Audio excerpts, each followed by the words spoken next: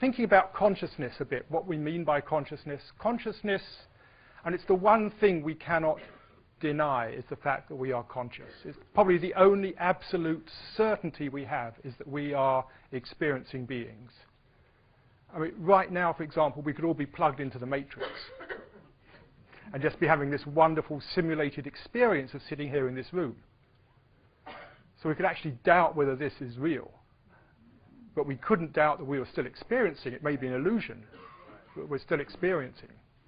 In fact, that's what Descartes saw with his famous cogito ergo sum. He was looking for the absolute truth. And he found he could doubt everything, any idea, any philosophy. He even doubted he had a body. He doubted his experience. And this is 350 years before virtual reality.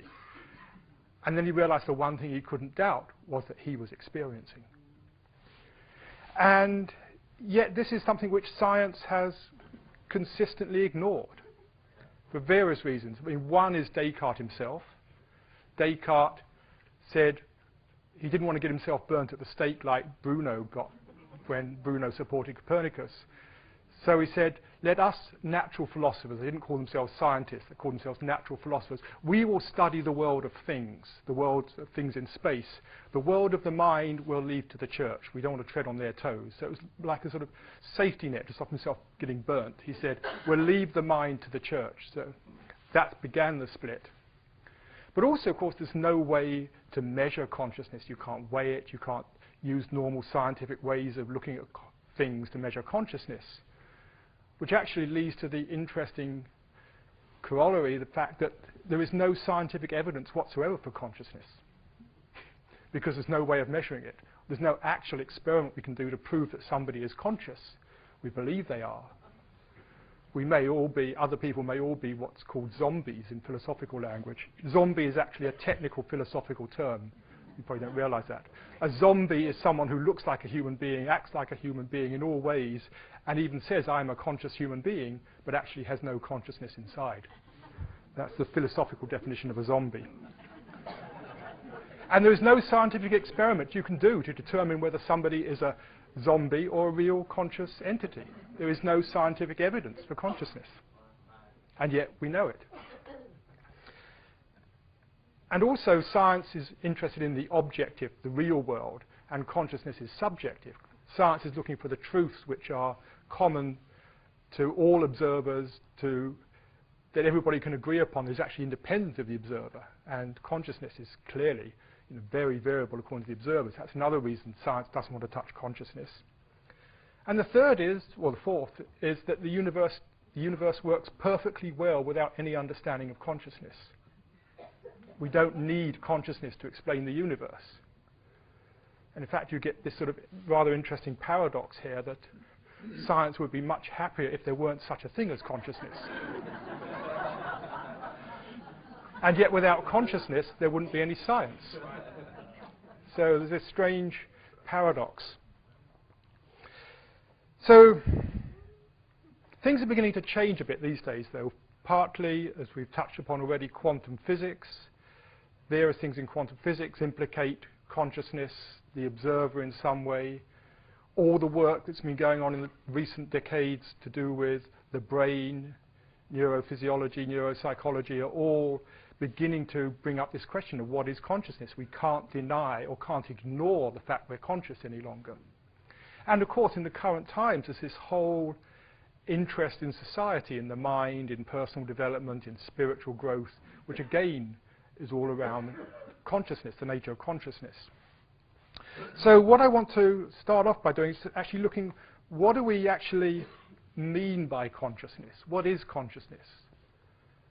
Because we use the word in many different ways in our culture. It's a bit like, the Eskimos have 20 words for snow because they have all these different meanings for snow, and we just talk about snow or sleet or something. It's the same with consciousness. We just use the word consciousness. We mean many different things. You go to Sanskrit and you'll find about a dozen different words for consciousness, meaning a dozen different clearly delineated aspects of what we loosely call consciousness. So what do we mean when we say that somebody's conscious? Just look at some of the different meanings. I mean, the first obvious one is somebody who's awake is conscious. We say somebody who's asleep is not conscious. But we dream when we're asleep. We have experiences. Dreams happen in consciousness. So what we really mean when we say a person isn't conscious asleep, we mean they're not conscious of the exterior world, usually, but they're still conscious of their interior world. So there's still consciousness. Or sometimes we talk about conscious, I wasn't conscious of what I was doing, I mean I wasn't paying attention. But there's still some consciousness there. An experience many of you, I'm sure, have had many times is driving down a familiar road, perhaps driving home at night, and you suddenly realize you weren't conscious of the last 2 miles. And yet clearly you were conscious, because if you weren't conscious at all, you've been driving into trees and trucks and you wouldn't be there. You were conscious, but what we probably mean there is much of my attention was on what I'm going to do when I get home, or what that awful thing that happened to me earlier in the day was, or what I'm planning for my vacation. It's like your consciousness is taken up with other stuff, so just minimal consciousness is on the road, but enough to get you through. Another use today is spirituality. We talk about a conscious person. Oh, that's a really conscious person. You know, that person's really unconscious. You know, the leaders of our countries are really not very conscious people. All countries, probably. They're just as they're conscious. We, talk about a more conscious person. What we really mean is, there's a more spiritual person is conscious of certain things, maybe certain levels of reality. The person we call quote unconscious is maybe just more conscious about their bank accounts or whatever. But it's just conscious in different ways. And then there's the one which scientists often come up with, is that human beings are conscious and other creatures aren't conscious. I'm sure you've heard that many times. You can read it all over the place. Human beings are the only conscious creature on this planet. Now, to me, you look at a dog. I love dogs. One of my favorite creatures, dogs and dolphins, and actually most mammals, but dogs in particular. A dog seems to dream when it's asleep. We see it twitching its legs, its nose quivering. We imagine it's chasing an imaginary cat or something, or whatever. Although if you think about it, when we chase something, that we can hardly move our arms and legs and dreams. Perhaps the dog's having the same thing. It's trying to chase this cat, but it's like, oh. The very fact we give dogs anesthetics when we operate on them, I find interesting. If we didn't believe they were conscious, why would we bother to make them unconscious? If you think about it. So, although we say dogs aren't conscious, we clearly believe they are if we give them the anesthetic. What we're really talking about here is self-awareness. When people say only humans are conscious, what they mean is only humans have an awareness of their own consciousness. They're self-aware. Whether that's true or not, we don't know, but that's what they mean. But clearly, dogs are experiencing beings. What I mean by consciousness is a much more general thing. It's like awareness, the very fact that we have experience. It's the capacity for experience, whether that's dreamlike, fantasy, whether it's intelligent, spiritual thoughts, whatever. It's the capacity for experience. And I distinguish these because you could say, on the one hand, there's the forms that arise in consciousness, all the different thoughts, perceptions, images that arise. And then there's the space. Buddhists often talk about consciousness as space. It's the space within which all experience arises. And an analogy that's often used for this is like the light in a projector. The light inside every projector, whether it's this projector here, film projector, slide projector, in the center of the projector is white light, undifferentiated light, light of all colors, which then shines through a slide onto a screen, and we get an image on the screen. And then we get caught up in the image. If it's a movie, we get caught up in the story. We start thinking it's real. We start sweating or laughing or whatever it is. We get totally immersed in what's happening on the screen, and we forget it's all just light. Light that's been filtered by whatever's happening in the projector to take on a particular form. But the form is just sculpted light. That's all it basically is just sculpted light, which we see on the screen. And that light has the potential, that white light has the potential to become any image that you could think of, any movie you could possibly conceive of, made or unmade, that light could become anything. But we forget that. We just, unless we sometimes turn around and look at the projector and then you see where the light's coming from, but most of the time we watch the screen and get lost in the images. The same, I think, is happening in consciousness. We have this ability for experience, and then that takes form. Various perceptions, whatever it is, feelings, thoughts, are the forms which arise in consciousness. And probably the forms correspond to, what determines the forms is what goes on in the brain. So the brain would correspond to the film in the projector. But that doesn't mean to say the brain produces the consciousness. It may determine the shapes, the forms, the experiences that arise in consciousness. But to say the brain produces consciousness is a bit like saying the projector produces the light which shines through the film, or rather the film produces the light, whereas it's actually in the projector. And again, the same is true of consciousness in terms of its potential. You could say our consciousness has the potential to become every experience we ever have, or could ever have, or that any being could ever have, whether it's a human being or an extraterrestrial or a dog, whatever. Every single experience that could ever be had is in consciousness as a potential. And I'd just like to make one thing clear, distinction of what I mean by mind, because we use it in different ways, again, in our culture. Mind, in which I will be using it, I call it mind with a big M, capital M, are all the things like, it's everything that happens in consciousness, our perceptions, our memory, our sensations, imagination, intuitions, feelings. These are all forms, appearances that arise in the mind. And then there's mind with a small m, which is things like our thinking, our reason, which we often talk about mind. We talk about mind as opposed to feeling, mind as opposed to heart. We're talking about mind with a small m. But for me, heart, feeling, emotion, that's all part of the big mind, that realm of overall experience.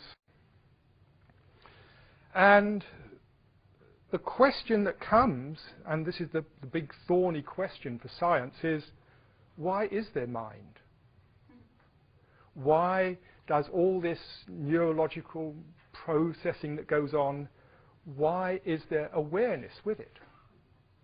Why doesn't it all just go on in the dark? This is the, I could say, the $64,000 question. It's probably the $64 billion question. And this is the paradox.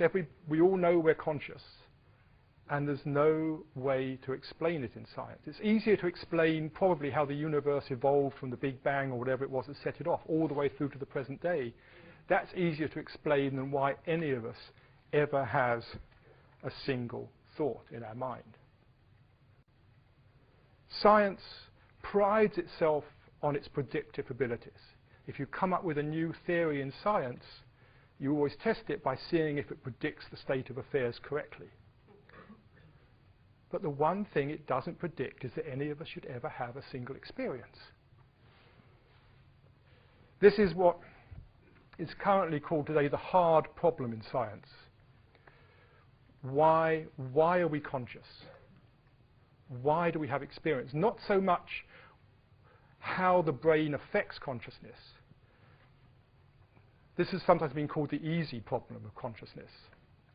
David Chalmers, who was professor of philosophy at Arizona, he's actually just moved back to Australia, he said, the easy problems of consciousness are understanding what goes on in the brain when you have maybe a certain feeling or solve a certain mathematical problem, have a certain thought. We may one day understand that, which is like understanding what the film is like in the projector. We may one day understand what goes on in the brain when we have a certain experience. Those are the easy problems, relatively easy. Very hard problems, actually. But he said the real hard problem is why any of that gives rise to experience. The way he put it was, how does something as immaterial as consciousness ever arise from something as unconscious as matter? We assume that matter is unconscious, and therefore our brain cells are unconscious, and all the chemical, electrical activity that goes on is unconscious. How the hell does consciousness come out of it? That's what's often called the hard problem of consciousness. I actually don't think it's a hard problem at all. I think it's an impossible problem. It's actually we're asking the wrong question. And the reason is we're stuck in the wrong paradigm. And just very briefly, just to recap on paradigms, paradigm is a word that's often, it's got misused a lot in recent times. You know, we talk about paradigms in diets and goodness knows what. The original idea of paradigm was put forward by Thomas Kuhn as the basic idea that underlies any area of science. So quantum theory is a paradigm in physics. So is relativity theory a paradigm. You could say the DNA model is a paradigm in molecular biology. It's a sort of the deep, unquestioned assumptions that we think are true. We think are absolutely true, and that science does all its work in. And what Kuhn showed was we think they're true, but they change with time. And when they change, there's a big resistance. Scientists don't like changing their minds.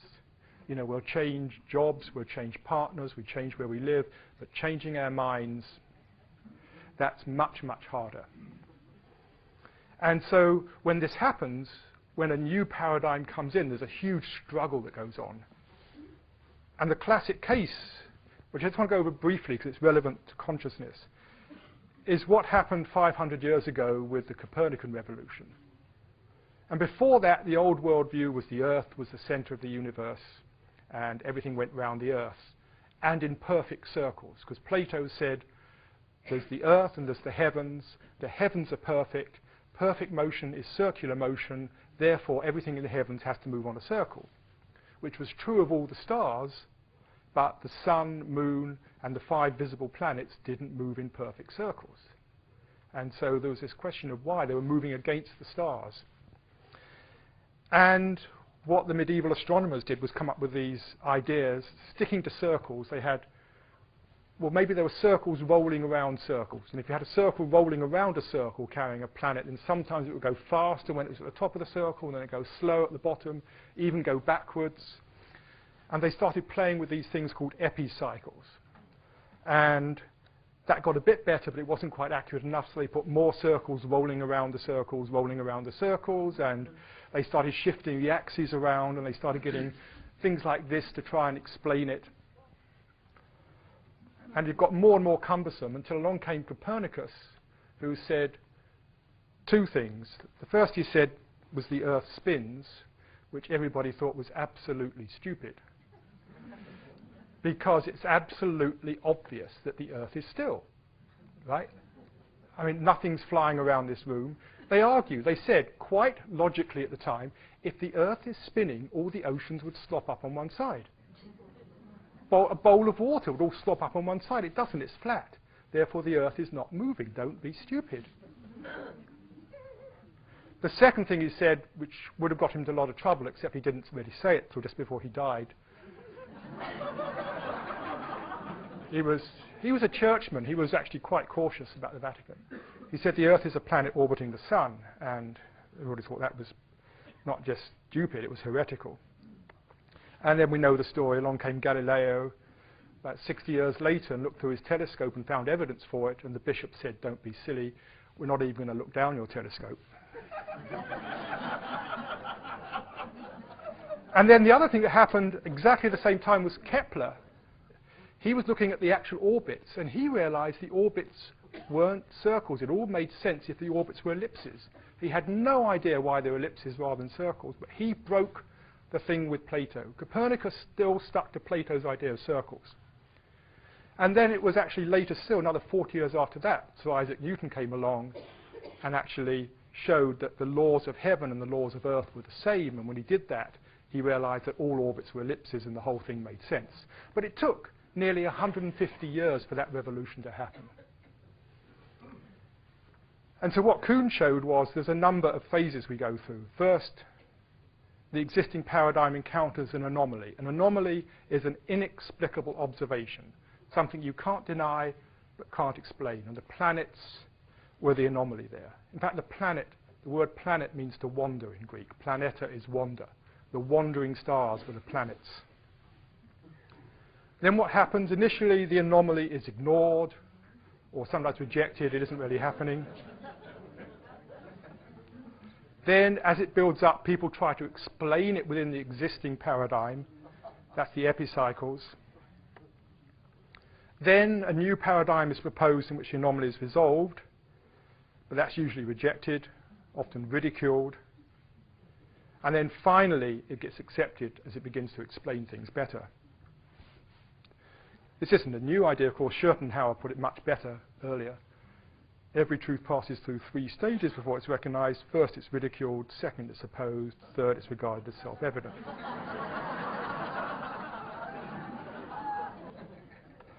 Max Planck, talking about the same thing, said, a new scientific idea, truth, does not triumph by convincing its opponents and making them see the light, but rather because its opponents eventually die.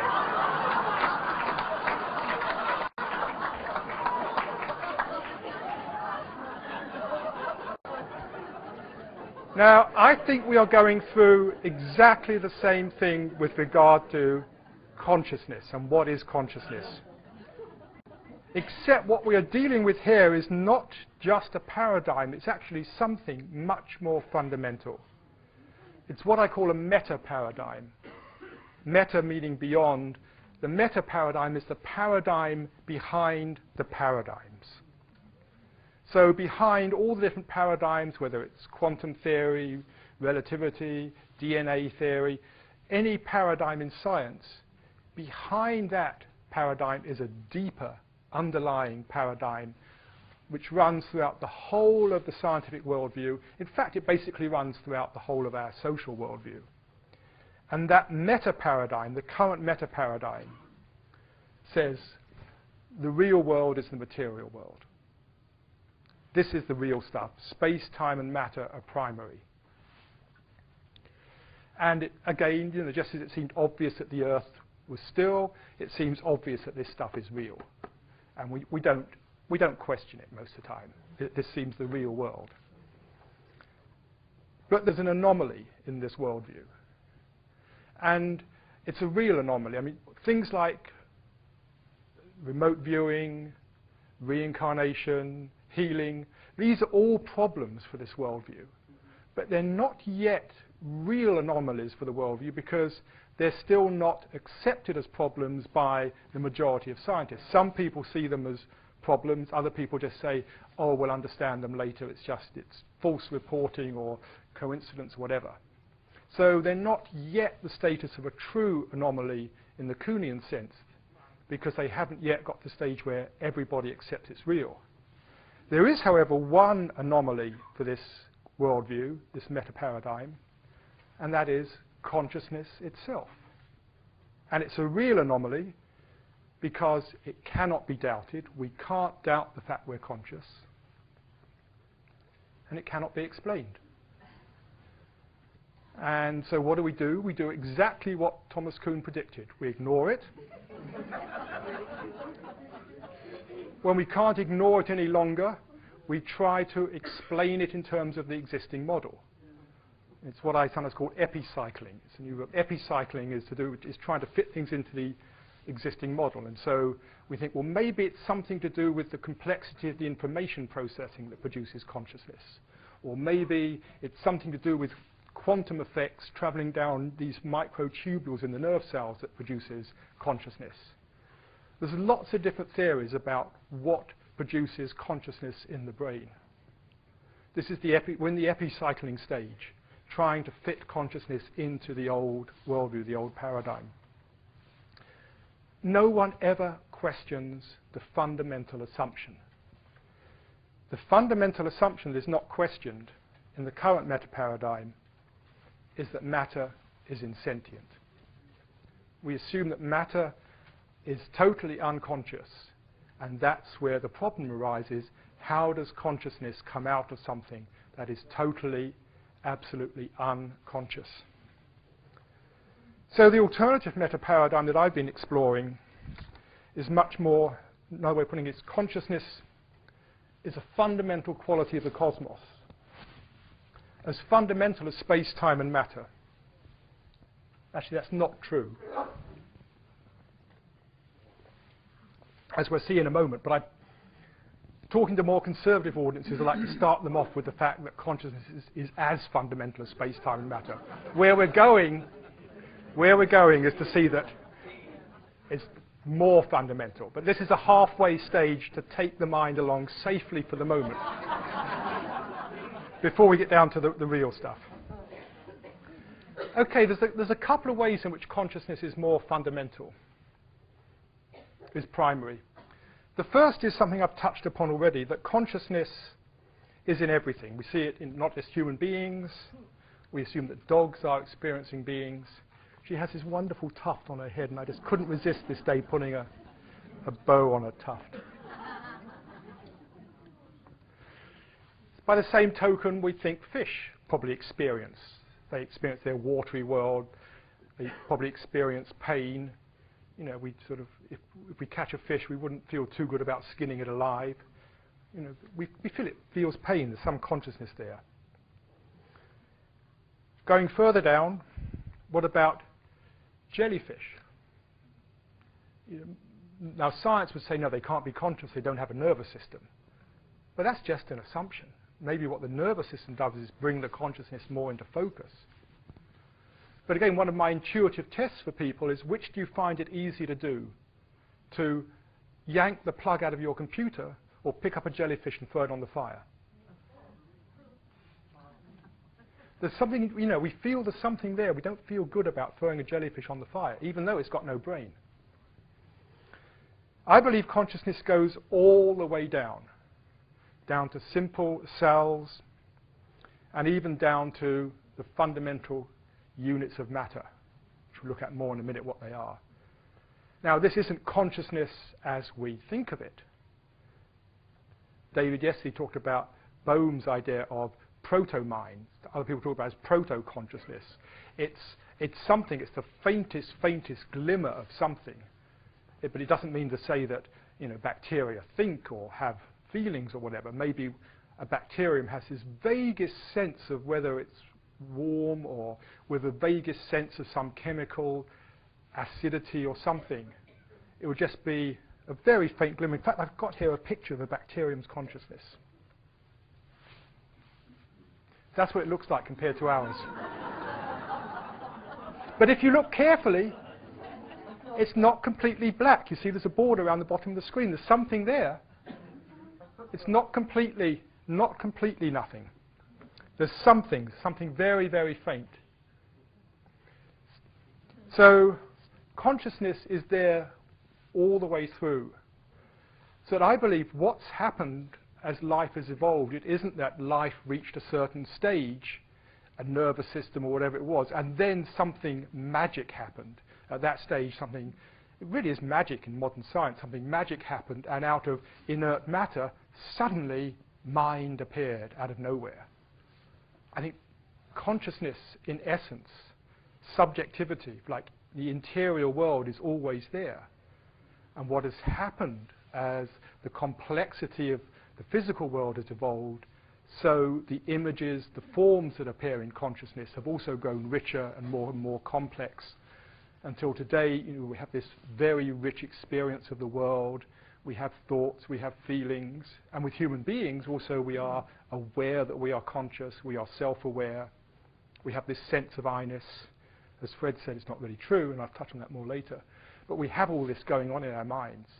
So it's the contents of consciousness which have evolved, not consciousness itself. Consciousness has always been there. So this is the first way consciousness is primary. Consciousness is in everything. And the second bit is the opposite is also true. Everything is in consciousness. By which I mean, whatever we experience, whatever we know, is actually an appearance in the mind. When we look at the world, we know, and this is something science cannot deny, it looks at this a lot. The neurosciences explore this in great depth. In fact, it was really the beginning of psychology 150 years ago. Experimental psychology was looking at how the image in the mind relates to the world out there. We assume that's what happens. We know it's what happens. When you're looking at this world now, looking at the screen, looking at the room, we know what is going on is that light comes in through the eyes, hits the back of the retina, triggers electrochemical impulses which travel down nerve fibers to the back of the brain, where the brain very cleverly, in about 1/10 of a second, puts it all together and says, this is what it looks like out there. The brain creates its own image of what is going on out there, and very cleverly ties that in with the sound it hears, the feeling of sitting in the seat, whatever else, and creates this wonderful three-dimensional, hi-fi, surround sound, touchy-feely virtual reality which we live in. But we're about 1/10 of a second behind reality the whole time. We're never quite in the now, try as we may.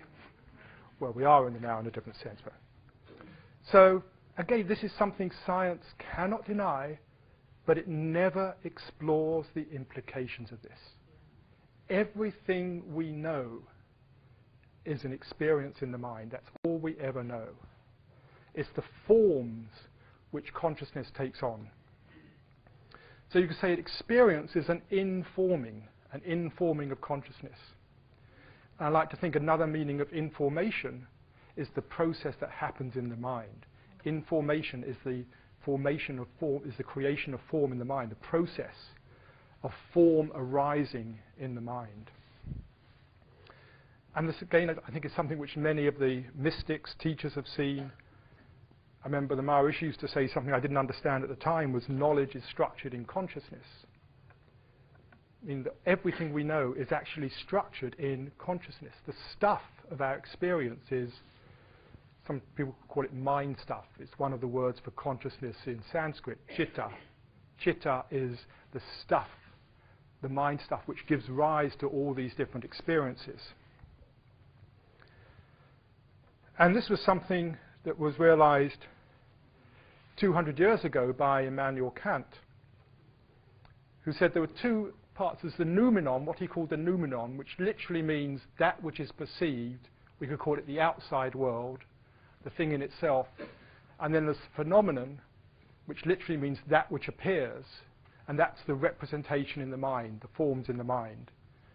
And what he realized was that we never know the thing in itself. All we ever know are the forms which appear in the mind. This was the basis of his philosophy, and it started off a whole string of philosophy in Europe at the time, and debate and stuff. But the two are different. I think Eastern philosophy gets at the same sort of thing when it talks about Maya. Maya is often translated as illusion. A better translation, I think, is delusion. We delude ourselves when we think the appearance in the mind is the thing in itself. This is the delusion.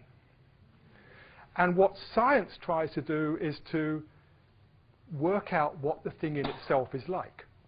So a lot of physics is trying to work out what is the noumenon, what is the thing in itself really like.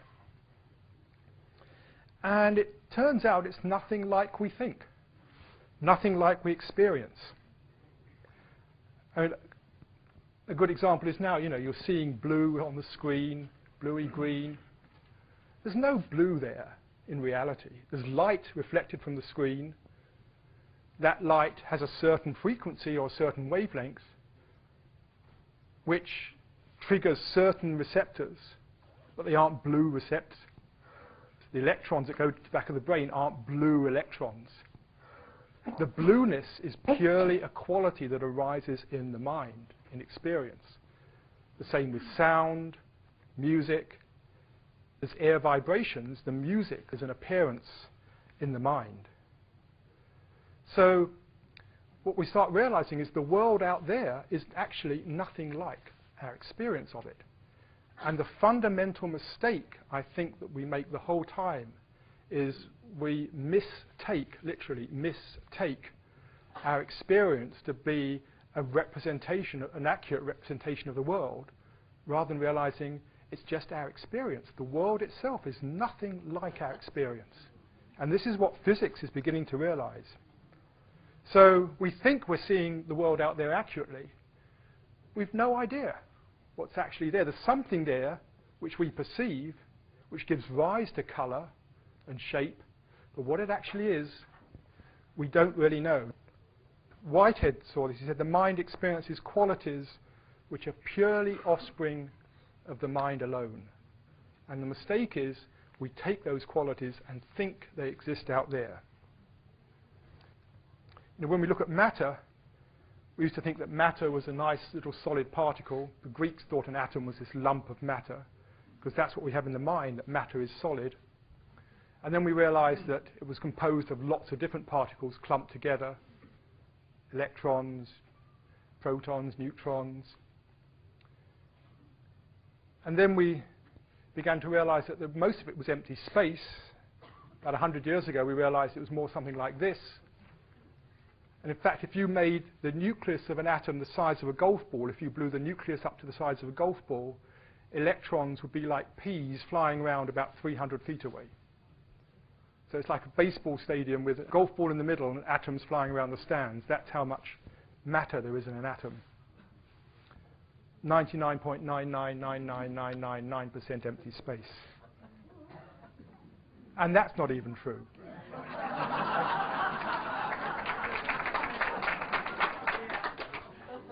We now realize that even the electrons and protons don't actually exist. They're not particles. We call them particles.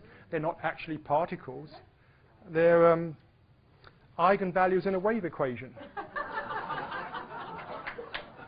which means absolutely nothing to you non-mathematicians and means very, very little to mathematicians. It really means it's the chances of our observing something. There doesn't seem to be much there. As Hans-Peter Dürr said, whatever matter is, it's not made of matter. This is a physicist talking, remember. Matter as we know it exists only in the mind.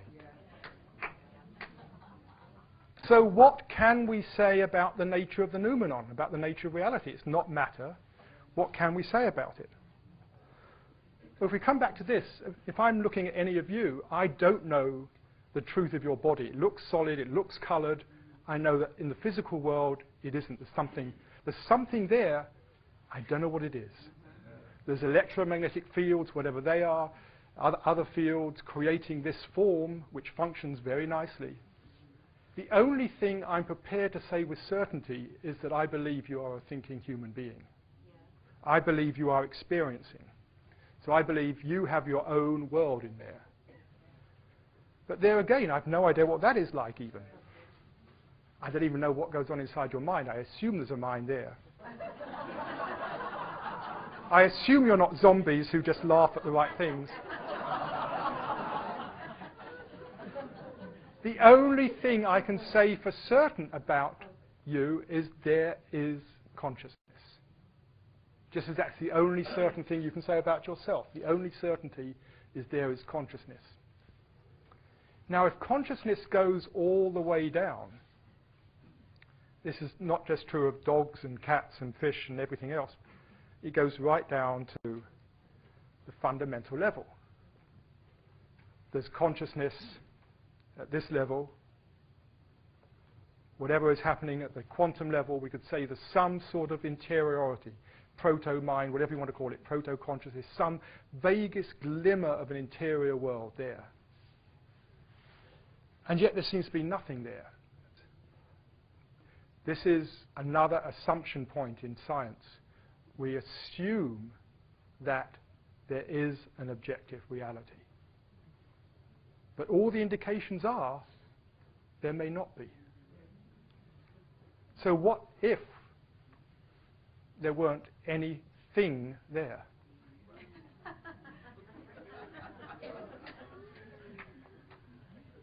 So this is the second unquestioned assumption of the current meta-paradigm, that there is an objective reality.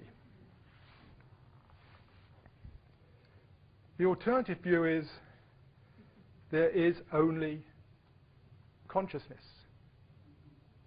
But it is structured consciousness. It is a mind field which has perturbations, fluctuations, variations, which we experience and translate in the mind into shape and colour and form and matter and all this stuff. But it's actually consciousness observing the consciousness field and then creating all these appearances in the mind itself. The alternative meta paradigm is there is nothing but consciousness. So consciousness is more fundamental than space, time and matter. Space, time and matter exists, but at a more gross level of manifestation, which we'll look at it briefly. What I see is there is consciousness, but because it's differentiated, it starts appearing in like little knots of consciousness. This, I suspect, is what people talk about the vacuum state in physics, the 0 point field that underlies the whole of material creation, which gives rise to particles bubbling out of it. Or someone mentioned string theory yesterday. We don't know what the strings are made of. We talk a lot about the strings as being dimensions, knotted dimensions in space. Supposing the strings are actually strings of consciousness, then what we have is consciousness observing itself. So there is only consciousness. Variations in the consciousness field are perceived as an image in the mind. So the material world that we know of is the appearance in the mind. In the actual world out there, there is nothing there, no thing there. It's not nothing, but there's no thing. Thingness is something which the mind creates. The mind turns experience into things, but maybe there isn't a thinginess to the world. There is no thinginess there. Tibetan Book of the Great Liberation said, matter derives from mind, not mind from matter. Now starts beginning to make more sense. So we know there is not matter. It also turns out there isn't space or time either. This was Einstein's realization with the special theory of relativity, which he realized the speed of light is absolute, the same for all observers, whatever their speed, which was a complete weird thing at the time. You know, if you're traveling down the road in a car at 40 miles an hour and somebody passes you at 60 miles an hour, they go past you 20 miles an hour faster, right? If light goes past you, light travels 186,000 miles an hour, you don't subtract the 40. It goes to 186 miles a second, it's much faster than that. You don't subtract the 40. Even if you're traveling at 9/10 the speed of light, it still goes past you at the speed of light, not 1/10. All observers measure the speed of light to be the same. The revolutionary thing that came out of that was that space and time are not constant, but vary with the speed of the observer. Space and time are not fixed. So, if a stationary observer observes a ray of light going by and it goes 186,000 miles in 1 second, somebody moving at 87% the speed of light, that's just the way the mathematics work out, would see half that amount of distance and half that amount of time. But the speed would still be the same. 93,000 miles in half a second is 186,000 miles a second.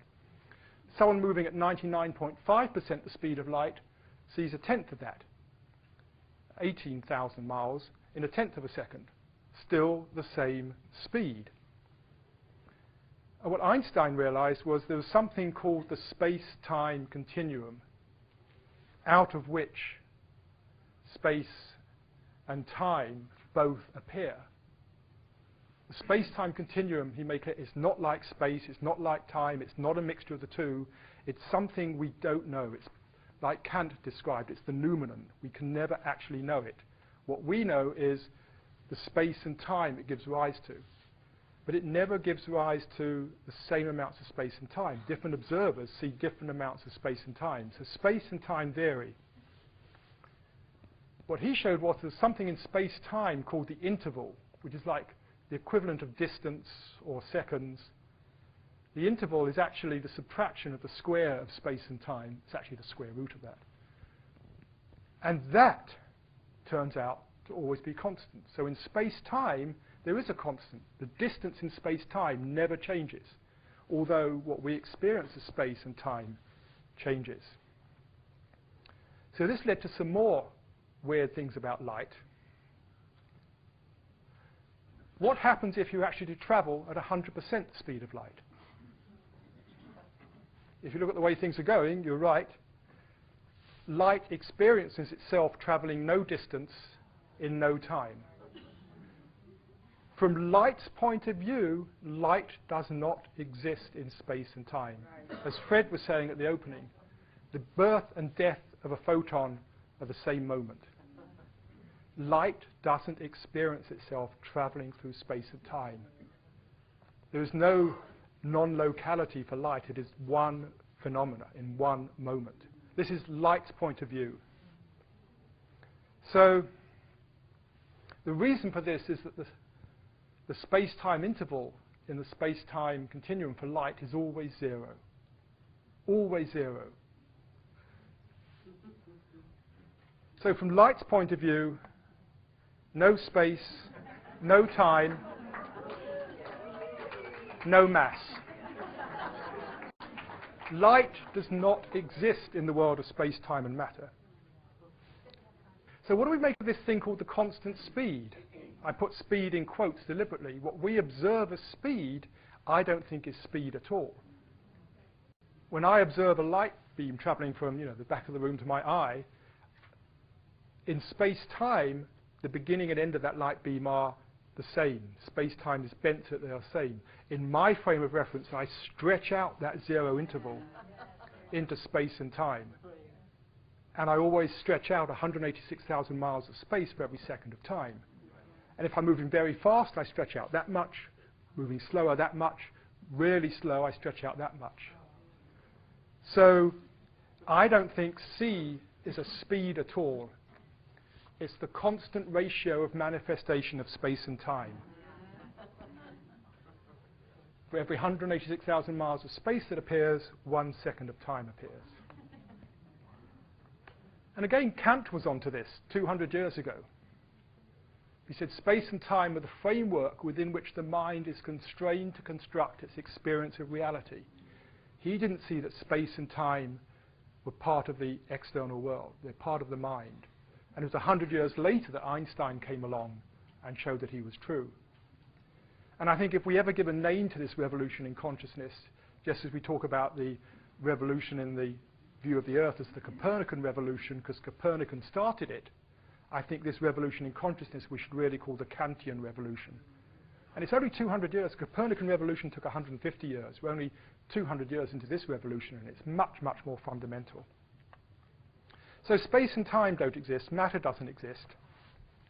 Energy, we often think, is fundamental. We all talk about energy as the universe is energy. Turns out it isn't. And this comes to the other great breakthrough of the 20th century, same year as Einstein's theory of relativity, and Einstein was involved in this, quantum theory, and again to do with light, fascinating enough. It's problems with light that started off quantum theory. And what Max Planck showed was that light comes in discrete packets of energy. These are called photons. Before that, it was thought that light was smooth, continuous, and he showed it comes in packets, amounts. The word quanta actually means amount. And it's actually a quantum, not of energy, it's actually a quantum of action, which is often missed. Planck's constant is called the quantum of action. Now, what is action? Action's a word which we don't meet in school, but we should do. We come across things like mass, distance, time. Velocity is mass time, length divided by time. Underneath are just the units. This is how mathematicians look at it. So velocity is length divided by time. Momentum is mass times velocity. So you get it's mass times length over time. And those of you who did a little bit of maths or mechanics at school will remember all this stuff. Action is just another one of these qualities. It's actually mass times length squared over time, which you can get it two ways. It's either, if you look at it, it's momentum times distance traveled, or it's energy times the time the energy is operating. That's action. But we don't normally meet it at school, except in some very fundamental principles. You've probably heard the principle of least action. It's actually a very important principle. It says in any process, nature always does it in a way that the amount of action used is a minimum. the golden principle in physics. Everything goes by this principle of how do you keep action to an absolute minimum. So action turns out to be more fundamental. And Planck's constant, the quantum of action, it's called Planck's constant, and here it is. For those of you who love zeros, very, very small, but it's not energy. Energy is erg. This is erg seconds. It's not actually energy. So every single photon of light is an identical unit of action. So whatever the underlying field is, the unified field, the field of consciousness, whatever it is, it seems the first manifestation is actually action. So manifestation is action, is activity, which then begins to appear as mass and energy related again by, we talk about the speed of light, E equals mc squared, and we think, what is the speed of light doing relating energy and mass? If you take c to be the ratio of manifestation of space and time, then it makes much more sense that energy and mass are related by the ratio of manifestation of space and time. So, we're nearly there. By the way, there's another connection here between light and consciousness. Light has no space, doesn't know time, doesn't know mass. Consciousness isn't in the material world. It isn't something with mass. More matter appears in the mind. But also, if you look at the mystical experience, the experience of pure consciousness, when all those forms in the mind that stir the mind up, the Yoga Sutras, the first line of the Yoga Sutras, say yoga, that mystical state is the stilling of mind stuff, the stilling of all that whirling of chitta, of all those forms. When that stills down, you arrive at a state of consciousness in which time drops out. It is boundless. There's no sense of spatial boundaries. There's no matter. So pure consciousness that the mystics experience is just like light. So where we seem to be going with this, the normal view of what happens with light is something like that. A photon goes from the point of emission to the point of absorption. From light's point of view, space and time are so warped that the point of emission, the point of absorption are coincident. And the photon is an exchange of action between 2 points. It's an interaction between 2 points which are, from its point of view, coincidence. There isn't a transmission across space and time. Space and time collapse. There is the exchange of an action. From light's point of view, from our point of view, it's different. From our point of view, it seems to cross space and time. And so we say, well, if light got from here to there, how did it get there? It must have traveled somehow. Did it travel as a wave, or did it travel as a particle? And sometimes we look at it, it travels as a wave. Sometimes we look at it, it travels as a particle. That's because we have stretched out the zero interval into space and time and then try to answer the question from that frame of reference.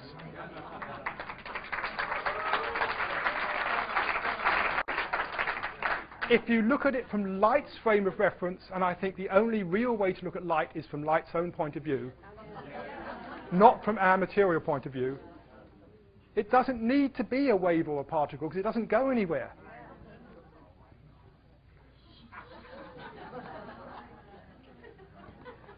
So where we're getting to is sensory forms are in the mind. Color, shape, sound, matter is a construct in the mind. Space and time are part of the framework within which the mind interprets its experience. Wave and particle are just models of the mind. It comes back to what Whitehead said. These are just qualities in the mind which we mistakenly assume apply to the external world. They don't. Out there we just have perturbations in the absolute,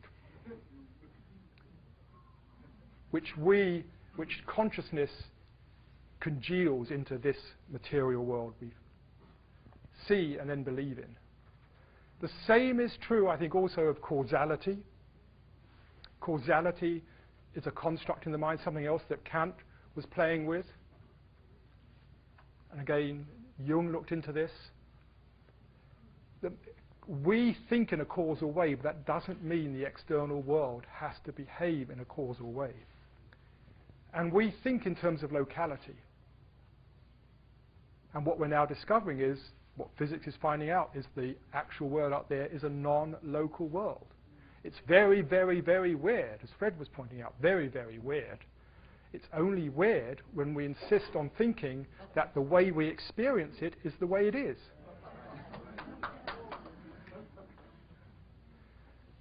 And in between the two, we have light. Light isn't part of the physical world, it seems. It isn't part of the world of space-time matter. It seems to be the first manifestation of the absolute, whether in the external world or within our minds, is light. Again, in the mystical experience, those deep levels of consciousness, light comes up a lot. People talk about light, the light of consciousness, the inner light, the divine light, seeing the light. So this turns the whole hard question inside out, as well as your minds. The hard question is not how does insentient matter ever give rise to experience? How does consciousness manifest into all these diverse forms? Consciousness is fundamental. You answer this question, however, not through theory or mathematics or science. You do it by experiment, but the experiment is in the mind. And this is what the mystics have done. And the conclusions of these experiments come out statements like this. Here's Muktananda: earth, moon, stars and sun revolve inside me. Which, to your average materialistic scientist is obviously a load of complete, absolute, I was going to say an English word, but I won't, rubbish. This is obviously the result of a mind deranged by too much meditation.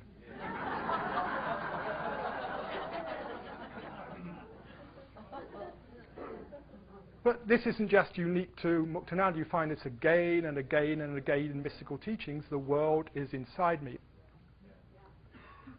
We have this experience of the world in our mind, and then we think we are in the middle of it. It's not. It's all within us. So what the mystic is doing is experiencing this happening. They are quietening the mind down, letting go of their attachment to the story. And so instead of watching the movie and thinking it's real, they're seeing, oh, that's interesting, that play of light. It's all just the light of the projector moving around on the screen. It's all just happening in the light. Which brings us back to the age-old question which Fred touched upon. What do we mean by I? Who am I? What is the self? Because we use the word so much, we think we know what it means. The number of times we use it each day, you think we knew what it meant. Turns out we don't. I mean, you ask anybody to define the I, and it's like, well, I'm Peter Russell, that's just my name. Well, I'm British, that just happens to be my passport, where I was born. I'm male. I could be living in a female body. I might have different feelings, reactions, emotions, worldview, but that sense of I-ness would still be the same. We even say, I'm not the same person I was 20 years ago, which is actually a very interesting statement when you think about it. I am not the same person I was 20 years ago. Who isn't, implicit in that is, I have always been the same, but my character, personality, worldview, choices, likes, dislikes may have changed. The things I surround myself with, identify with, have changed. But that sense of I-ness is the same sense of I-ness we had when we were 5 years old. What is this deep, deep sense of I-ness? This is what the mystics have explored, and even physicist Schrödinger looked into this, and he said, what is this I? He says, you will on close introspection, introspection, not analysis, close introspection, looking into yourself, i.e. meditation, find that what you really mean by I is the ground stuff upon which all experiences and memories are collected. So what we really mean by I, and this is what you realize, I think, the more meditation you do, is the feeling of I or amness is the feeling of consciousness itself. It's just that That feeling of being something isn't actually anything to do with being an individual, it's just the feeling of being aware. And then we then make the mistake of thinking the I is a thing. It's this reification again. We make experiences things, we have this feeling of I-ness, and we say, oh, it's a thing. What is it? But there's nothing there. Just like there's no matter there. So the truth is you are consciousness, period, nothing else.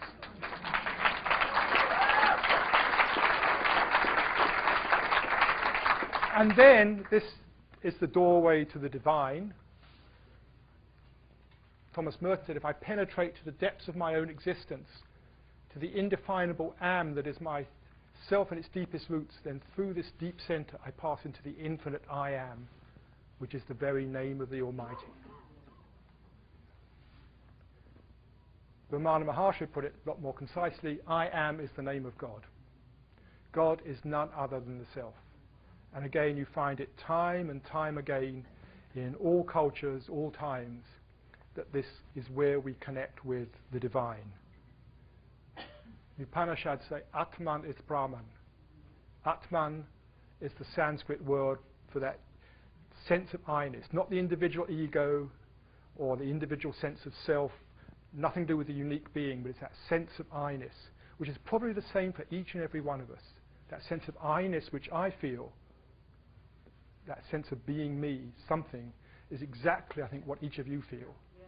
The memories I have, my experiences, my wishes, all that stuff is very different. But that sense of I-ness which is there is exactly the same for each of us. And that's the Atman, that sense of I-ness, is Brahman, the source of everything. Brahman is the universal source. Translate that into English, and you get things like, I am God. Very, very dangerous statement to make. Because people misunderstand every single word in that sentence.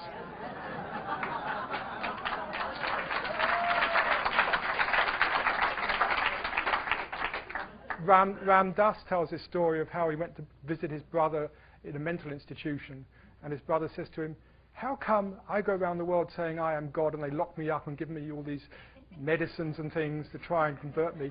You go around the world saying you are God and everybody flocks to your talks and lectures. And he said, says Ram Dass, the difference is I also say that everybody else is too. When mystics make this claim, we misunderstand them to be saying, well, the ordinary world misunderstands them to be saying, you know, me, Peter Russell, is the guy who created the universe. Doesn't mean that at all. It's that experience of that deep, deep sense of I-ness, that deep sense of amness, is what we call God. And when you're in deep meditation, the qualities that start arising are the qualities we ascribe to God. You know, God is peace. There's that deep peace in meditations, that the heart opens, that feeling one is love. You know you are love. It's usually covered up by all the other stuff that's going on. God is light, the light of consciousness. In fact, if we say God is, even looking from a traditional point of view, God is the source of everything. Everything in the world, as I've been saying, is a manifestation of consciousness. God is consciousness. The way we know God is by knowing consciousness in its essence. And of course, just to finish, so this isn't new, one of my favorite quotes from 12th century Spanish mystic Ibn al-Arabi: God sleeps in the rock, dreams in the plant, stirs in the animal, and awakens in man. I would like to modify that and say begins to awaken in man, I think, and woman.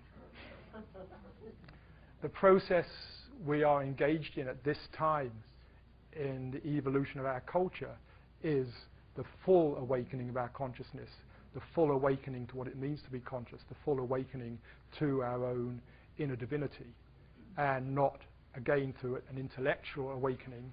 We can read all that stuff in books all over the place and go to talks on it. It's actually doing that work and awakening to that truth in oneself. Thank you. Thank you.